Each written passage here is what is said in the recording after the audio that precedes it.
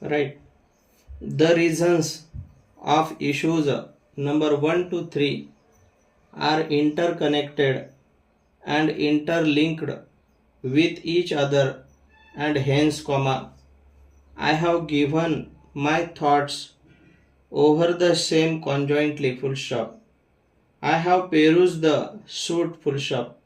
On perusal of the same, it is seen that the suit is brought by plaintiff for getting the possession of her one-fifth undivided share in the suit property, full stop. It is the contention of the plaintiff that the suit properties are ancestral joint family properties of plaintiff and defendants, full stop. The plaintiff further submitted that the suit property 1B is jointly purchased by the plaintiff and defendants, and as per the family arrangements, the plaintiff has constructed the house over property 1B, full stop. She also submitted that the defendants number 17 and the Parashram, the father of the defendant number 10 to 15, have relinquished their share in favor of plaintiff by accepting the consideration for the same, full stop. I have perused the documentary evidence filed on record by the plaintiff, full stop.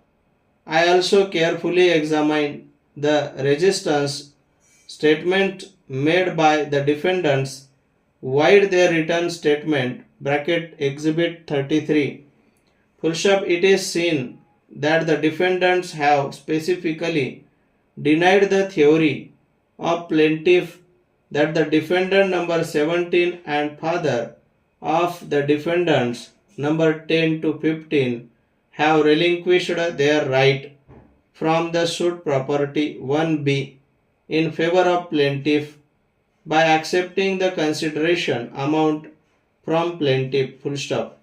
They further denied that the share claimed by the plaintiff in suit property for the same, they introduced the theory of notional partition, full stop.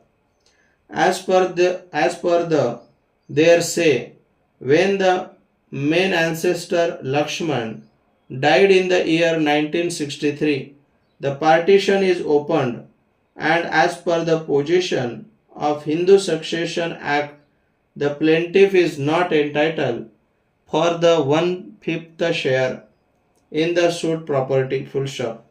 They further submitted that the present suit is brought by plaintiff as per the lapse of limitation period. Hence, the suit is liable for dismissal, full stop para.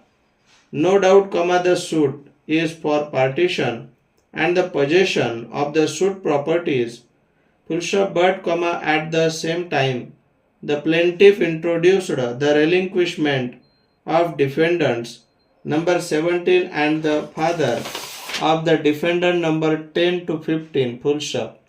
It is the main contention of the plaintiff that defendant number 17 and the father of the defendant number 10 to 15 have relinquished their right in favor of plaintiff by accepting the consideration amount, full stop.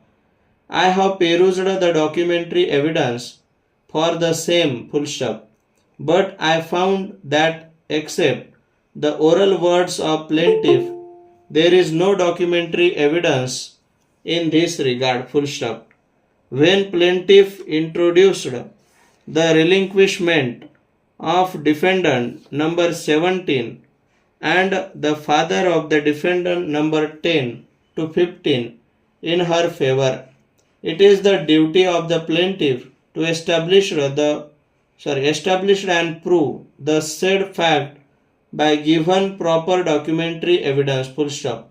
The burden of proof to prove the said fact lies on the plaintiff as per the section 101 of the Indian Evidence Act, 1872, full stop para. But, when I have perused oral and documentary evidence, nothing is on record, which shows that the defendant number 17 and the father of the defendant number 10 to 15 have relinquished their rights in favor of plaintiff. Stop.